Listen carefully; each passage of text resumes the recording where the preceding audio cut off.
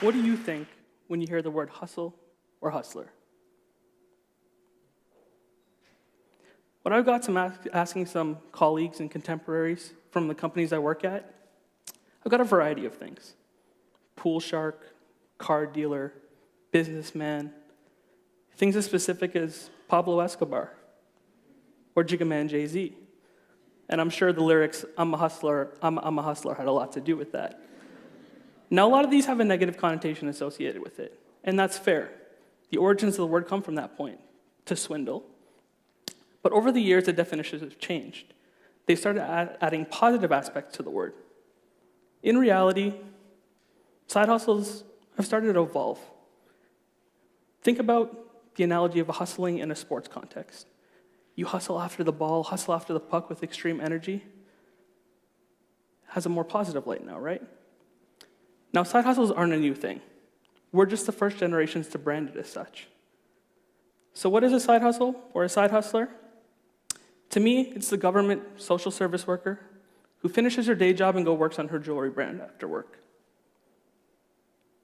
The director at MLSC or the elementary school coach who coaches a college basketball team every night.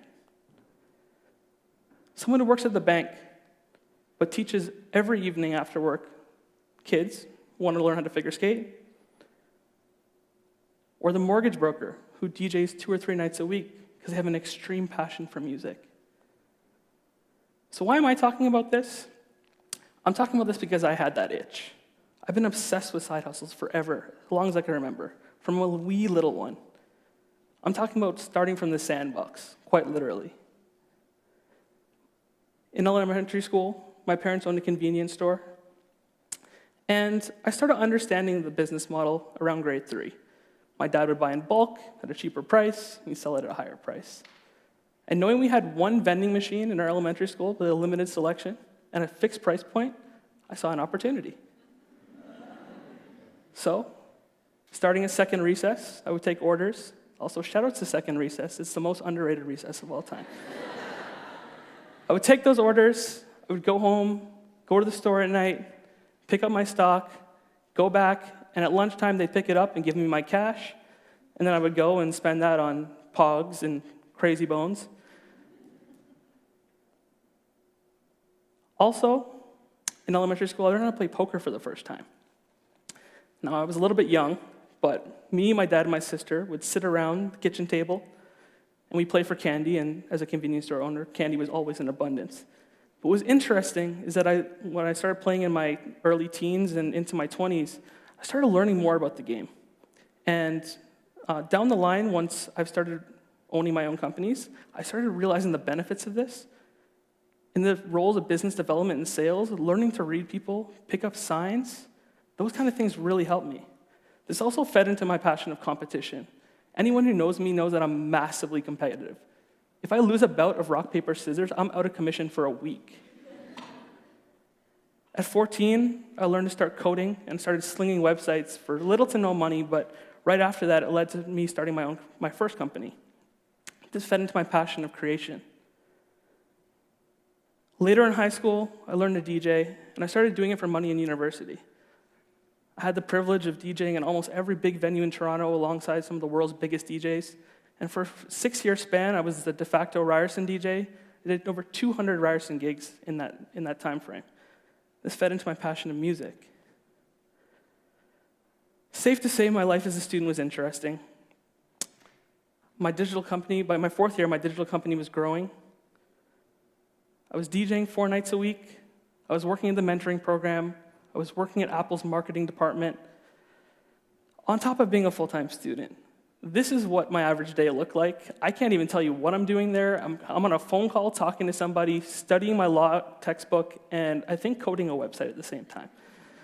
I'm going to date myself a bit, but excuse the photo quality. This is right after the iPhone 1 dropped. Shortly after that, after graduation, I burnt out badly for the first time. And I had to take a step back and figure out what I was really passionate about and what I should really be spending my time on.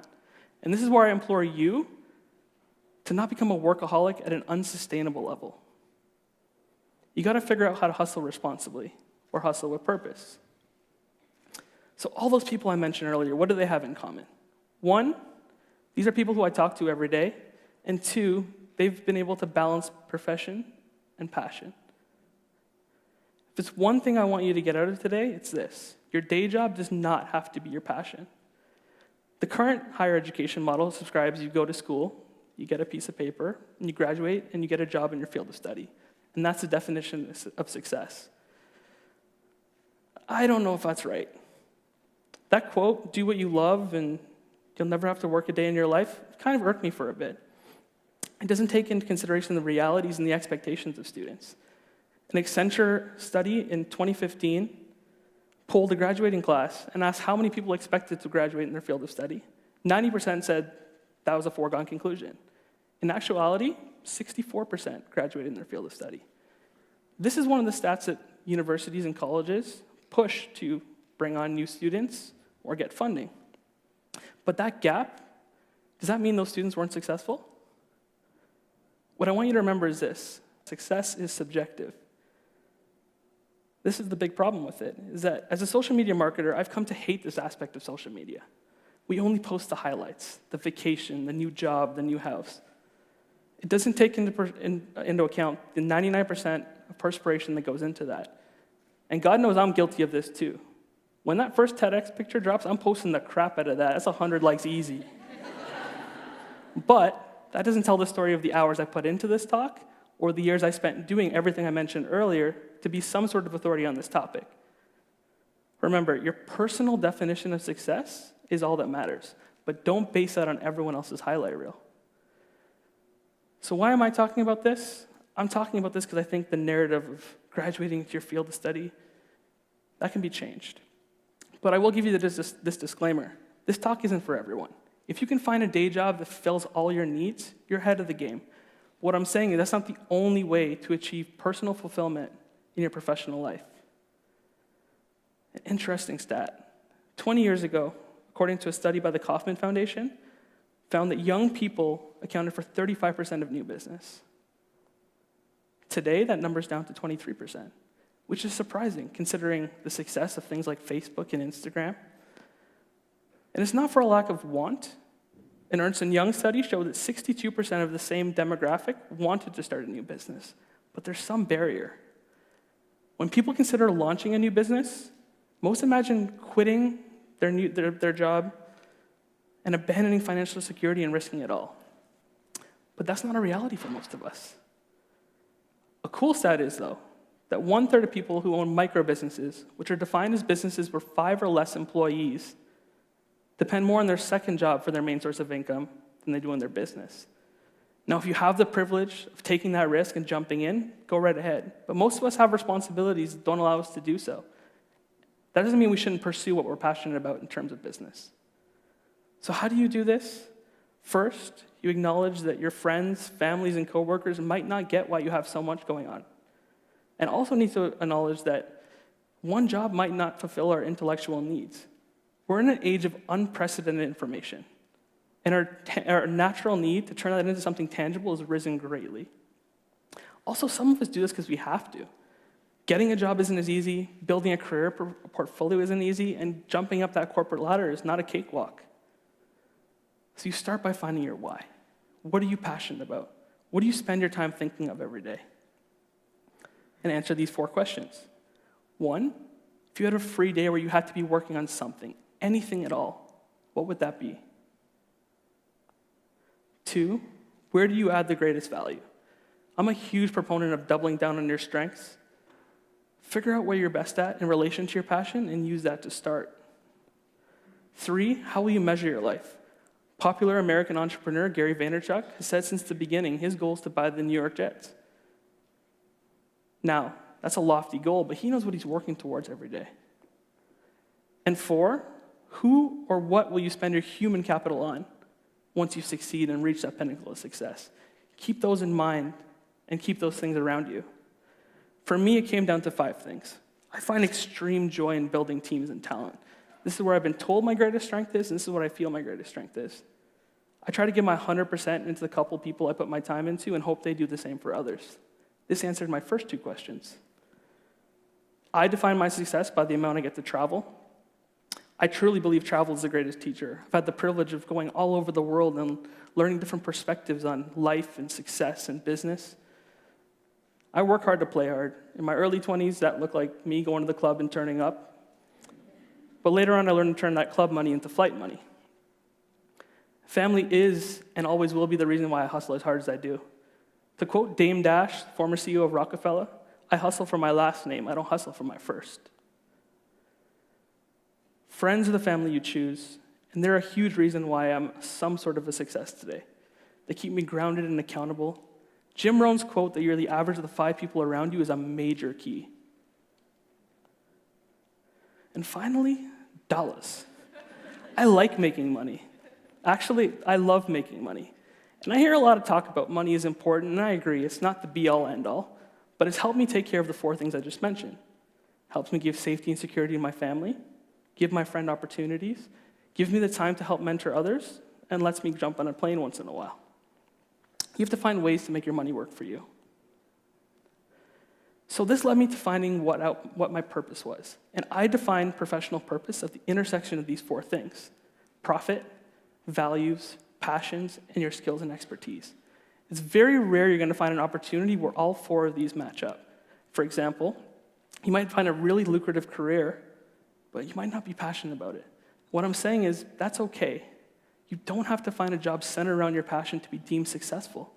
As millennials, we're told that over and over again, but many of us spend all of our lives waiting for that perfect job. But I'm saying there's too much opportunity and the barrier's too low for you to start your own project, initiative, company, or a side gig. You can have a career you like. It might not necessarily be your end goal, but you can start a side hustle on the side. Remember that quote I mentioned earlier, choose a job that you love and you'll never have to work in a day in your life? That's my sideways face. I don't know how to make that in person. I think it should be altered slightly. To build a career, and you'll find purpose in your work. It's not about choosing your job in today's day and age. It's about building it from the ground up. So what I'm saying is this: don't wait. Monetize your passion on the side and let that scale naturally. And there's dozens of ways to do this. Start a blog, write freelance, start vlogging. To give you a tangible example, many of my friends wanted to start a streetwear clothing brand back in the day, and that was hard. To give you the steps of what that would look like in today's day and age, here we go.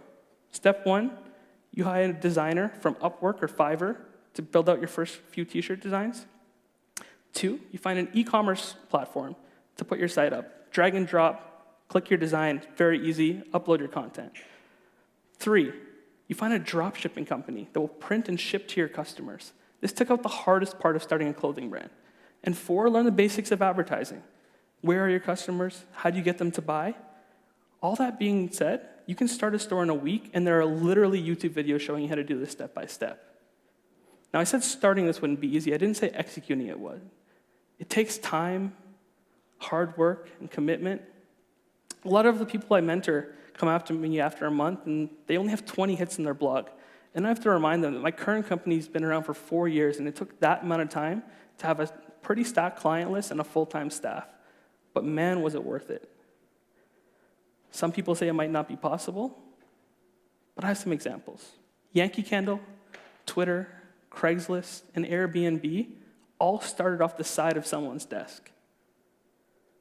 It also battles the problem that many current graduates are facing. You can't get a job because you don't have experience, and you don't have experience because you can't get a job. The ultimate professional catch-22. So how do you battle that? You create your own experience. You can gain relevant experience by building your own businesses. I can't tell you how many interviews I've been in with some of the biggest companies where the questions and direction lead towards my personal companies versus my corporate experience. It gives you more ammo.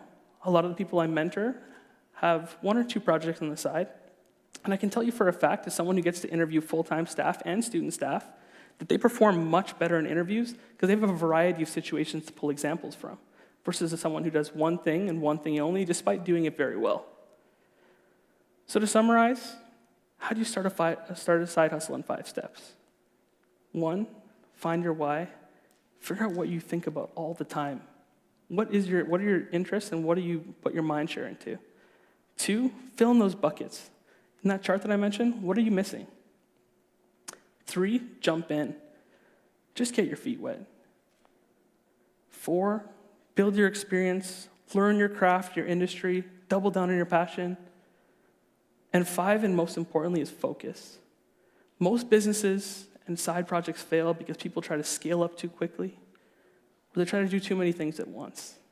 Double down on your strengths and your focus on your companies. I'm going to leave you with this quote. Don't worry about finding your perfect career. Instead, start by hustling on the little things that excite you each and every day. These are the threads that will connect you to your path, passion, and purpose in life. Hustle with purpose, y'all.